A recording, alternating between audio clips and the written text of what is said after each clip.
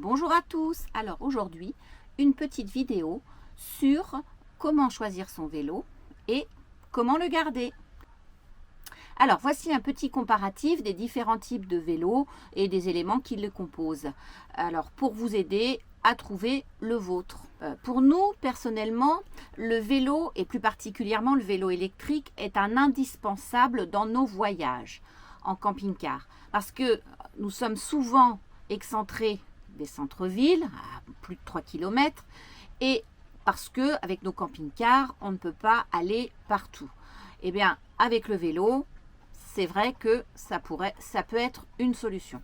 Et bien évidemment, c'est aussi un mode de déplacement qui allie l'utile à l'agréable en nous faisant faire un petit peu d'exercice. Et oui, même en vélo électrique, on pédale, donc on fait de l'exercice.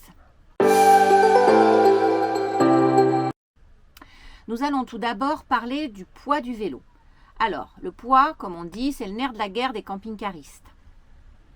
Tout d'abord, pour la charge utile, qui est faible dans nos camping-cars. Mais aussi, il faut tenir compte du porte-vélo, qui lui ne peut pas supporter plus de 50 kg. Donc, si vous mettez deux vélos, la division est vite faite, 50 divisé par 2, chaque vélo ne doit pas dépasser 25 kg. Pour ceux qui ont des fourgons, c'est encore plus important parce que si le porte-vélo est fixé sur la porte arrière, attention, les charnières peuvent souffrir énormément, même lorsque la porte est fermée et qu'on roule, si le poids est trop élevé. Il faudra donc privilégier un vélo avec un cadre aluminium, ainsi que pour les autres composants métalliques du vélo. Nous allons maintenant aborder la situation du moteur qui est le système d'entraînement du vélo. C'est ce qui vous aide à pédaler. Alors, vous pouvez trouver des vélos électriques avec un système d'entraînement sur la roue avant, mais ils ont quasiment disparu. Maintenant, peut-être que vous en trouverez encore d'occasion, mais c'est vraiment pas le top. Donc, c'est pour ça qu'ils ont arrêté d'ailleurs de produire ce genre de vélo. Le deuxième endroit où peut se situer le moteur d'entraînement est la roue arrière. Alors c'est un bon compromis car il est un peu moins cher. Mais l'inconvénient est que l'assistance est réglée manuellement par vous. C'est-à-dire que vous avez un petit compteur et là vous allez pouvoir régler. Alors moi j'ai 5 niveaux, Thierry il en a 4 niveaux d'assistance. Ça dépend des vélos et des marques. Mais alors 1, 2, 3, 4, 5 et plus il y a de barres et plus l'assistance est forte. Donc c'est vous qui allez régler. Par contre, vous êtes en train de faire du vélo, il y a une montée, il faut penser à modifier cette assistance parce que si vous êtes en petite assistance, faut vous aider à grimper. Par contre, dans la descente, il faut rediminuer parce que, évidemment, dans la descente, vous n'allez pas avoir besoin de l'assistance. Si vous laissez votre assistance à 5 tout le temps, eh bien évidemment, vous allez perdre en autonomie puisqu'il va y avoir de l'énergie qui va être donnée à votre vélo qui ne sera pas utile. Donc, l'autonomie va être réduite. Alors, le troisième endroit, et c'est le mieux, c'est dans le pédalier. L'assistance est donc envoyée en fonction de la force que vous exercez sur les pédales. Donc, ça vous procure une meilleure autonomie du fait qu'elle va être mieux répartie. L'assistance enverra de la force lorsque vous grimperez, parce que vous allez appuyer fort sur les pédales. Et lorsque vous allez descendre, vous allez arrêter de pédaler. Du coup, pas d'envoi de puissance. Donc, meilleure autonomie. D'autre part, le moteur étant situé au centre du vélo et vers le bas, cela permet de descendre le centre de gravité et donc un meilleur équilibre du vélo. Alors, son inconvénient, il y en a, il consiste dans le fait que l'assistance est tellement adaptée à la fonction de pédaler que le cycliste, lui, oublie de jouer avec les vitesses du vélo, parce qu'il y a quand même des vitesses. Et du coup, ça risque une usure prématurée du moteur, de la chaîne et des pignons. Parce que, voilà, il faut jouer quand même avec les vitesses du vélo. Alors maintenant, nous allons aborder la localisation de la batterie. Elle peut se situer soit sur le côté du tube de la selle, soit sur le porte-bagages, soit sur la barre transversale. Cette localisation n'a pas beaucoup de conséquences. L'important pour les camping-caristes, c'est surtout que la batterie soit amovible et facile à ôter. Pourquoi ? facile à ôter parce que vous allez l'ôter beaucoup de fois.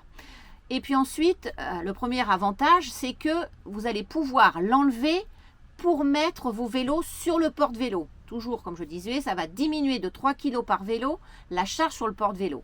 Deuxièmement, vous allez pouvoir recharger vos batteries à l'intérieur du camping-car, soit parce qu'il pleut dehors, soit parce que vous roulez et vous voulez les recharger à l'aide d'un convertisseur pendant que vous roulez. Comme ça ne tire pas trop sur votre batterie cellule. Maintenant, nous allons parler de l'option vélo pliant. Alors, nous, on trouve ça très pratique en camping-car. D'abord parce que on peut, de cette façon, une fois pliés, les mettre dans la soute. Si vous avez une grande soute, vous pourrez mettre vos vélos pliés, pas besoin de porte-vélo à l'arrière. Et puis la deuxième raison que nous avons testée, c'est que lorsque nous avons loué une voiture, nous étions sur une aire de camping-car et on voulait se déplacer un petit peu aux alentours en voiture, eh bien le loueur, il n'est pas sur l'aire de camping-car. Alors on vous propose de vous l'amener, mais c'est toujours beaucoup plus cher. Donc le fait d'y aller en vélo, de plier le vélo, de mettre dans la voiture, de revenir avec la voiture et le vélo, c'est drôlement très pratique. On a même utilisé avec une Fiat 500. Les deux vélos sont rentrés dans le coffre de la voiture. Alors, pour les freins, il existe 4 types de freins pour les vélos. Les freins mécaniques à patins, les freins mécaniques à disque, les freins hydrauliques à patins et les freins hydrauliques à disque. Alors, en termes d'efficacité, il n'y a pas vraiment de différence. Ce qui va faire la différence, c'est le confort.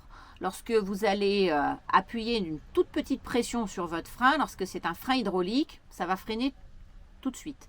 Par contre, vous avez fait du vélo dans votre jeunesse, vous savez ce que c'est. Pour freiner dans une grande descente, ça fait vraiment mal aux doigts. Il faut freiner très fort. Voilà. Alors, par contre, les freins hydrauliques sont nettement plus coûteux, évidemment. Et puis, ça demande plus d'entretien. Il faut faire une purge tous les ans pour chasser les bulles d'air du circuit. En plus, ils s'usent un peu plus vite que les autres freins, que les freins mécaniques. Alors, l'autonomie. Là, c'est souvent la première question que nous posent les gens quand on les croise avec nos vélos électriques. Et comme je les comprends, car souvent les revendeurs sont un peu flous sur l'autonomie de leur vélo, dans la mesure, etc. Ils annoncent des chiffres qui ne sont pas tout à fait les bons. Ce qu'il est important de regarder, c'est surtout la puissance de l'ampérage de la batterie qui est fournie avec le vélo. Et c'est avec un sigle AH, ampère-heure. Plus le chiffre est important, mieux c'est. Donc, à partir de 10 ampères-heure, c'est un bon compromis. Après, en ce qui concerne l'autonomie en kilomètres, on pense que 60 km annoncés par les revendeurs est une autonomie correcte. Par contre, il faut bien vérifier la puissance en watts de la batterie, car elle ne doit pas dépasser 250 watts. Pourquoi? Parce que c'est la législation française. Au-delà, il ne pourrait plus être considéré comme un vélo électrique, mais plutôt comme un scooter. Et ce n'est pas du tout les mêmes règles. Le temps de charge de la batterie, c'est un indicateur moyennement important, mais ça peut être un argument de choix, évidemment. Plus ça charge vite, mieux c'est. Le prix, eh bien là aussi c'est le nerf de la guerre. Plus il sera léger, le vélo, plus il sera cher. On a vu aussi que la localisation de l'entraînement peut aussi amener un surcoût. On peut aussi faire augmenter le prix par rapport à une plus grande autonomie. Alors les prix vont de 800 € à plusieurs milliers d'euros. Maintenant, quelques conseils. Alors, il faut combattre les idées reçues. Il faut recharger la batterie de vos vélos électriques à chaque utilisation, même si vous l'avez utilisé qu'à 25%. Il ne faut pas attendre que la batterie soit vide, sinon ça pourrait endommager votre batterie. Votre batterie est prévue pour plusieurs centaines de charges et de décharges, mais bien évidemment, si vous rechargez votre batterie avec seulement une charge de 25%, il faut le faire 4 fois pour que ça compte une seule charge. 4 fois 25%, ça fait 100%. Donc, ça ne comptera pas 4 cycles de charge. Il faut absolument éviter de vider complètement votre batterie. Cela est très nocif pour les nouvelles batteries. Lorsque vous n'utilisez pas votre vélo pendant une longue période, par exemple pendant l'hivernage, eh bien, il est conseillé de faire une charge de 1 à 2 heures de votre batterie une fois par mois. Concernant l'autonomie annoncée par les vendeurs, alors, moi, ce que je vous conseille, c'est que l'autonomie, elle a plusieurs variables. Tout d'abord, le poids du cycliste. On n'a pas tous le même poids. Ensuite, cela dépend du relief, si c'est des montées, des descentes sur votre circuit. Les conditions météorologiques, si vous avez le vent de face ou le vent derrière, c'est pas du tout la même chose. Mais aussi de votre condition physique.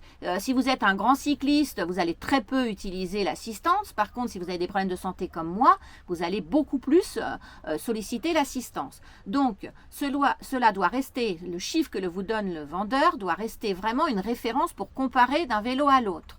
Mais moi je vous conseille, avant de vous aventurer très loin les premières fois et d'éviter les désagréments, ce que je vous conseille, c'est de faire votre propre expérience. Une fois que vous aurez acheté votre vélo, voyez à peu près combien de kilomètres vous pouvez faire avec la moitié de la batterie. Donc il y a tous des témoins, des petits cadrans sur le vélo qui va vous permettre de faire ça. Ça vous donnera une petite référence. Après, vous savez, vous multipliez par 2, ça vous donne vraiment votre périmètre maximum. Lors de l'achat, pensez à demander au vendeur, alors souvent on peut le faire en laissant une pièce d'identité, d'essayer le vélo. C'est très important déjà pour voir par rapport à votre morphologie, si le vélo vous convient, et puis aussi de pouvoir vous rendre compte de l'efficacité de l'assistance électrique. Vous pouvez regarder s'il y a une petite côte dans les alentours, et puis la monter, voir si ça fonctionne bien.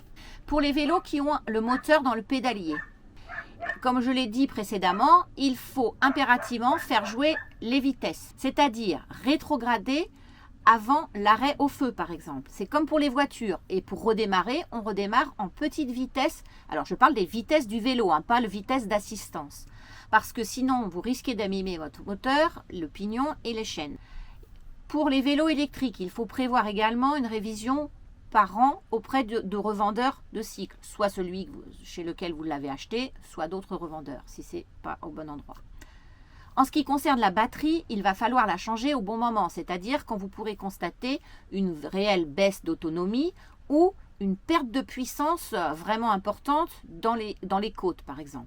Là, il va falloir la changer. Alors, il existe maintenant des sites qui vous proposent tout simplement le reconditionnement de votre batterie. C'est-à-dire que vous envoyez votre propre batterie, ils changent les accumulateurs à l'intérieur, ils gardent la coque et les connectiques qui sont spécifiques à votre vélo, ils remontent tout ça et ils vous la renvoient. Cela vous coûtera quand même quelques centaines d'euros, mais beaucoup moins cher que de changer complètement votre vélo électrique.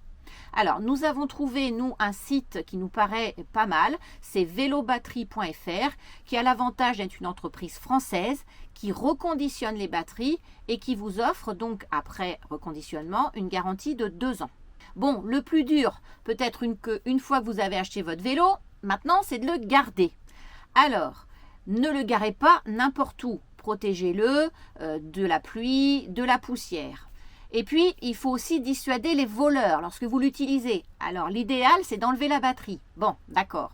Lorsque vous visitez, vous allez faire des randonnées, vous n'allez pas vous balader avec la batterie de 3 kg en plus dans le dos. Je suis d'accord.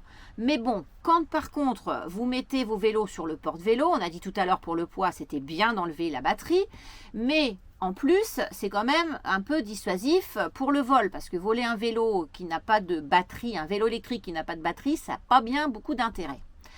En plus, n'oubliez pas de mettre les antivols, même sur le porte-vélo, vous les avez, tant qu'à faire, autant les utiliser. Sinon, en balade, choisissez un endroit très fréquenté. Alors, il est conseillé d'attacher vos vélos à un point fixe, une barrière, un poteau, etc. Vous fixez sur le cadre et sur la roue arrière, qui est beaucoup plus difficile à démonter. On peut aussi mettre des signes distinctifs à son vélo, des autocollants, nous on a un panier, etc. Ça permet en cas de vol de le retrouver plus facilement.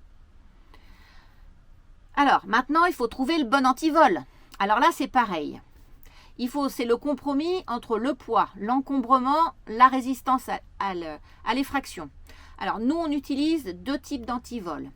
D'abord, l'antivol pliable, métallique. Il a l'avantage d'être un peu plus maniable que l'antivol en U, qui lui est aussi très efficace, mais pas très pratique à installer. Il est aussi moins encombrant, puisqu'on peut le plier et le fixer sur le vélo, sur le cadre du vélo. Par contre, il faut le prendre avec une circonférence d'au moins 90 cm. Alors là, évidemment, il a le désavantage d'être un peu plus cher. Alors, nous utilisons en deuxième antivol l'antivol chaîne recouvert, vous voyez à l'image, mais celle-ci est un peu moins résistante car elle ne résiste pas à la pince Monseigneur. Et en plus, il est quand même un peu plus lourd. Et il faut qu'il soit d'au moins une circonférence de 90 cm pour pouvoir facilement l'installer. Nous avons abandonné les antivols de type U, pourtant qui sont très efficaces, mais trop encombrants, car ils ne sont pas pliables, et puis sont vraiment pas faciles à installer. Les antivols à câble, qui sont pourtant légers, flexibles, tout va bien, mais qui n'offrent une très faible protection. En voici la démonstration. Nous avons été victimes en pleine journée, en pleine place publique, entre la cathédrale et l'Alcazar, à Séville, d'une tentative de vol avec ce genre d'antivol. On a récupéré les vélos que grâce à sûrement notre arrivée au moment où ils étaient en train de les voler. Alors, je ne vous dis pas rentrer à l'aire de camping-car qui est à 8 km en taxi. Ça a un coût. Plus de vélos pour la fin des vacances. Alors ça, le moral en prend un coup. Et puis en plus, après, faut racheter les vélos. Donc, vraiment, les antivols, c'est vraiment pas le point sur lequel il faut faire l'impasse. En conclusion, j'espère que toutes ces descriptives vont vous permettre de bien choisir votre vélo. Alors, il n'y a pas de bon ou de mauvais vélo. Il faut seulement trouver le meilleur compromis entre vos besoins et votre budget. Nous vous remercions de suivre notre chaîne et n'oubliez pas de mettre un petit pouce si cette vidéo vous a été utile, un commentaire si vous avez des choses à rajouter ou à nous dire, et puis si ce n'est encore pas fait, de cliquer sur la petite case pour vous abonner. Voilà, Thierry se joint à moi pour vous dire au revoir et merci et à bientôt.